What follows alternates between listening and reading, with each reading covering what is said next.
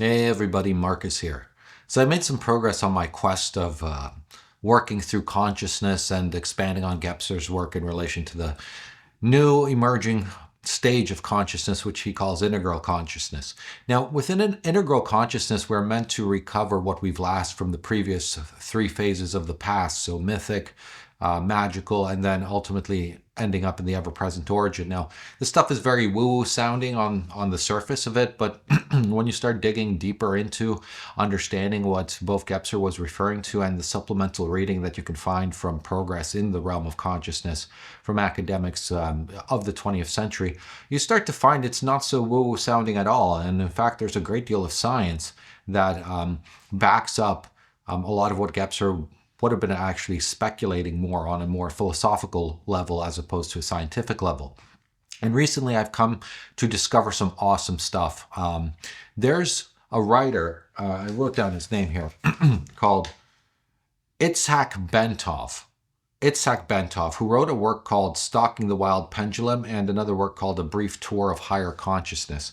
Now, this man is a scientist, and he mysteriously died in a plane crash after he published certain works. Now, the important thing about Bentov is that his works actually captured the attention of the CIA, who in turn used it as a basis for running their Gateway program. And the Gateway program was used to measure psychic abilities in people to some extent. I mean, I'm not super familiar with all the details of the Gateway program, but I know that it was actually experimented on the general population through the 70s and 80s and even into the 90s in America, meaning that kids were pulled out of class in order to sit in a room in school with headphones on, listening to very specific tapes that were meant to trigger a certain brain state in which they could potentially access some form of psychic ability. And after the test was done, the kid was given some weird pink liquid to drink, which people speculate was probably fluoride or something like this, something to calcify your pineal gland to shut off this capacity. Because kids in general have a very pliable, malleable interface with reality. That's why they're prone to magical thinking, because they actually experience something different than an adult does, whose consciousness is very rigidly formed comparatively to a child. So Bentov's work is a scientific work. It's not woo-woo, new age, mysticism or anything like this. It's him attempting to give a biological account of how actually altered states of consciousness come into being without the use of drugs, but accounting, say, how people report deep states of meditation function as well.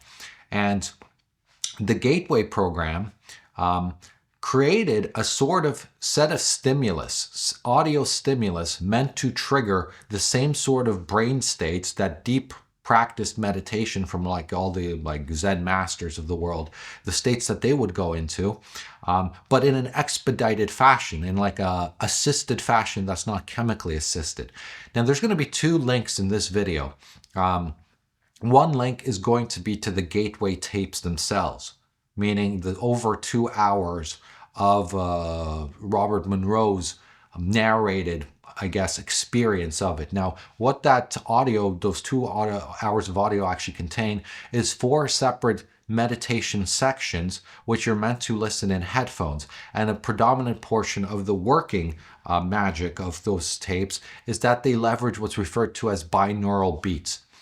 Now, I've known about binaural beats for a while now. The first time I encountered them, they were described to me as digital drugs, basically mind-altering experiences through sound. And how they work is that one tone is played in the right ear and a complementary tone is played in the left ear that are about 10 hertz between each other. And the tones that are chosen are meant to help align the brain, create a third wave resonance in the mind itself, linking up the left and right hemisphere and trying to aim at creating creating a frequency response in the brain at about 5 to 7 hertz. 5 to 7 hertz because that's about what the earth vibrates at scientifically. Apparently the earth vibrates. And so the general thesis is that through the use of binaural beats, the brain is entrained by creating a response where it much quicker than 20 years of spending as a Buddhist monk, entrains your brain to go into that state where both the left and right hemispheres are synced at this frequency. And this, in terms, opens up a program, a gateway into higher forms of perceiving reality. Now, I've done these tapes and they do work. It's just that you're not going to become psychic by listening to 20 minutes or 2 hours of these tapes. It's very much, I think, like any sort of trained competency, is that you need to actually practice over and over and over again to go ever deeper into these states of altered consciousness, because honestly, they're kind of terrifying. Like, I'm not going to lie, they're a bit fucking scary to do this stuff, because you do feel it working. And and because you feel it working, that's what kind of triggers that nervous reaction to like just tear off the headphones off your ears. Because even though the sounds aren't, they're a little annoying, but you can feel your mind altering a little bit. And the best way to describe it in a way without you reaching to these to these audio tracks is you go into a state that's somewhat similar of the first like 3-4 minutes that you're in when you first wake up in the morning. Like you're not quite getting out of bed yet. You're just laying there. You're still conscious, but half unconscious, but you know you're conscious, so you're not asleep anymore. And there's a certain lightness and levity about your relationship to your body where you don't really feel your body that much, and your mind seems to be clear. It's not just clear, but it seems to be less enclosed within the skull. I mean, it's hard to describe, but that's the way I describe it, where it's almost like your mind is stretching a little bit outside of your skull itself. There's a levity to it, a lightness to it. In fact, if you wake up and you've been drinking heavily the night before, those first few minutes, you don't actually feel the hangover at all. In fact, that's why I think a lot of people stay in bed for good durations, is to try and retain in that state, which is somewhat detached from the body. And it is purported that by working through these sessions long enough, you can cultivate the ability to perhaps have out-of-body experiences, so astrally project. I've never experienced that as far as I know, but I am able to generate certain interesting phenomenon within my own body as a consequence to not just using these tapes, but even prior in my history, before I had a language to describe what I was actually doing. I had practiced meditation for good long many years, actually leading back to almost 25 years, just not in a disciplined manner because I didn't understand its function ultimately.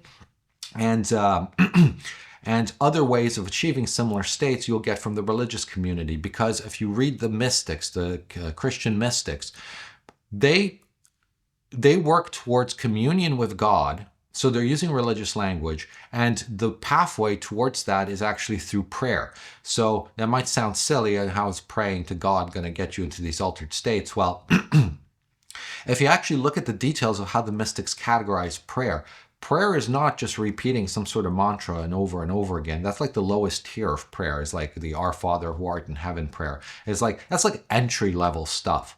Then you start migrating upwards in the chain of prayers, and there's 9 levels. And when you read the details of how they describe this stuff, it's meditation of a sort. It's a form of meditation, where the entry level is just the verbalized prayer itself. And ultimately, the mystics promise, I suppose, that if you get to that level, you will be in constant communion with God. And what communion with God actually means, as far as I've pieced together from the mystics, is a ever-present, constant awareness of God's existence. Now, I'm using religious language here right now, but I'm talking about the mystics. So if you look at Bentov's work, he's talking about these altered states as well. And if you, I guess, listen to the Zen Buddhist or any of these meditation practitioners on a high level, I'm sure that if you dive deep into their language, it's basically the same stuff all over again. So all these different parties are trying to communicate the same sort of progression in their own language, in their own practices, but ultimately leading to the same thing, a form of communion with God, a union with the universal consciousness of the sort. And there's a second video I'm linking in the description as well. One is the actual gateway tapes, the practical exercise, and another one is a woman who read out the declassified documentation the CIA released describing the logic behind the gateway program, of how it's based on Bentov, and additionally how Bentov's theory actually unfolds in terms of their understanding and the reason that they set up the practice itself. So in this video, I'm only going to give you a really high level synopsis of it, because the details are all contained in that second video, which is just a direct reading of that CIA declassified paper, and a link to the practical exercises you should try yourself to live the experience itself.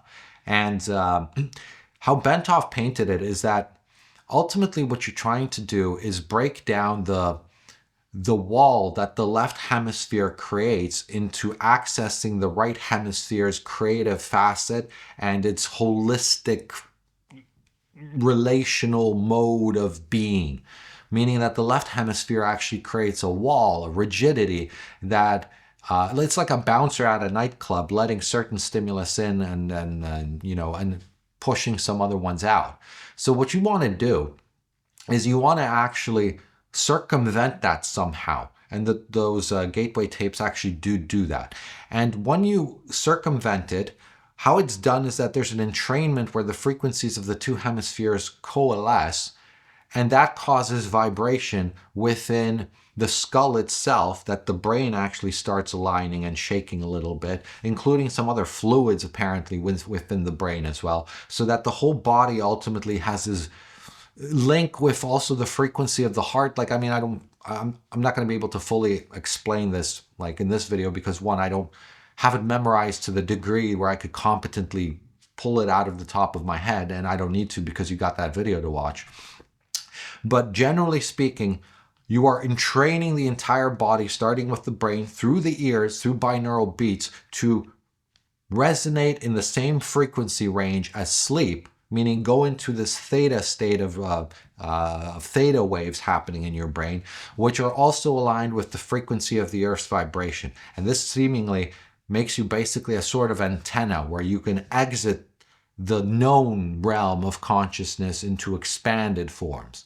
And like I said, from my own experience, I've definitely experienced some interesting things back before I knew about any of this Bentov CIA stuff, back before I had any interest in consciousness. But I know that it's possible to achieve something. I haven't achieved any out-of-body experiences right now or anything like this, but it would be cool if I could. So I'm going to keep working on it. And as for you guys, check out those other two videos. And that was just my update from the progress I've made. And thanks for listening. Go team.